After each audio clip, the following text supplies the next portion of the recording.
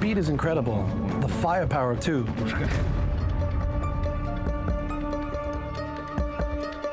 So as you can see behind me is a US-made Bradley that belongs to the 47th Brigade here in the Sumy region. There's a triangle here, which means that basically they're fighting now in Kursk with these machines. Now let's take a closer look at the specifics of these. So obviously we're not in an emergency situation, we're not on a battlefield, but this is how the infantry go inside this IFV. So,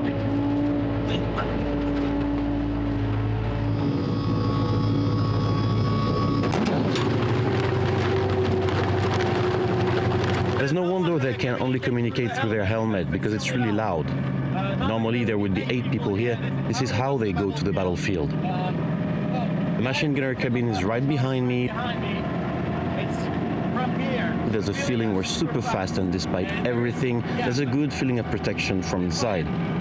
Now I said 8, but sometimes they can have way more when they need to evacuate wounded from the battlefield.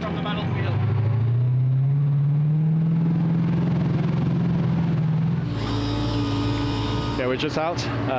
Obviously, we heard the sound of a drone. It's ours. It's our team, that is.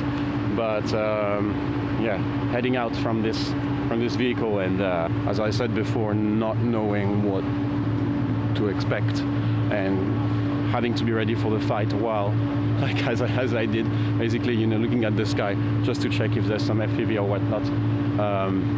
Yeah, that must be very, very heavy feeling on those soldiers.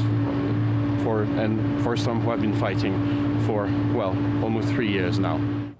Deep in the woods close to the Russian border, men from the 47th Brigade are waiting for the next mission. The US has supplied over 300 Bradleys to Ukraine. First deployed in the Second Gulf War and the Iraq War, these IFVs have been on the Ukrainian battlefield since 2023.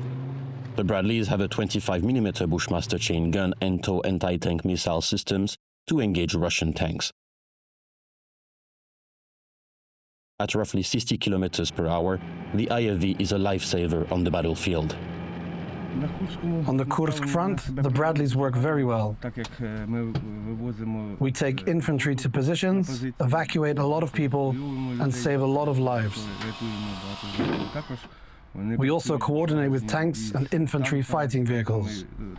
So when there's an attack, we manage to repel assaults. The machine gunner's cabin is extremely small, but well thought out for tough fights. First, the driver starts the vehicle.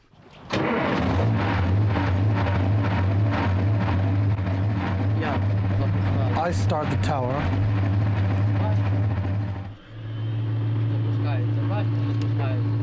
And we work with this joystick to control the cannon, the machine gun, the whole thing. It's going well. I enjoy it a lot. Sometimes when we head out, it can be a bit scary, but we keep going because it's our job. This IFV has multiple holes caused by shrapnels. It went through a lot. The machine is a prized target for the Russians. Its 2-centimeter thick hull allows it to withstand heavy shellings and sometimes even mines. The speed is incredible, the firepower too. In terms of armor, the vehicle can resist FPVs. On top of the Bradley, the men have installed a makeshift cage to stop Russian FPVs. They call it the grill. Before, we didn't have the grill, and we had a few hot situations, but now it's way better.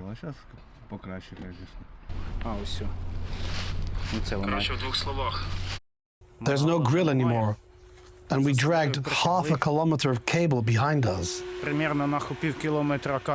don't know if it's ours or the enemy's, but it stretches behind us for about half a kilometer. The Bradley is manned by a crew of 3. Coke is the commander.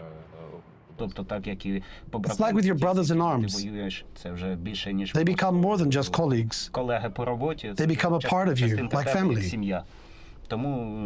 So naturally, when it comes to the brigade, it's the same. From the moment I joined, I've stayed with it, and it feels dear to me. The brigade lost a few Bradleys during the failed counteroffensive in 2023, but has continued to deploy them from Avdiivka to Kursk. I know they have Marines and paratroopers. They've got quite a lot of them there. The 155th Naval Infantry, the 810th. We've come across them during operations on the Zaporizhzhia front. They got a good look at us then. Exactly. That's how we got acquainted. So you could say we have an old love story with them. Reportedly, Russian troops have already recaptured 40% of its territory in Kursk, and Koch says they shouldn't be underestimated. When they say on TV that Russia only has poor trained conscripts fighting, it's not true. Maybe at the beginning, when they weren't prepared for the level of resistance we'd put up, when they were moving in columns and getting smashed, that was one thing. But now, barely anyone fights like that anymore. Some Russians keep trying to engage in columns. It doesn't end well for them. The Bradleys are still proving their efficiency every day on the Kursk front. I think the next 3 months will be tough, just like the ones before and just like the ones after.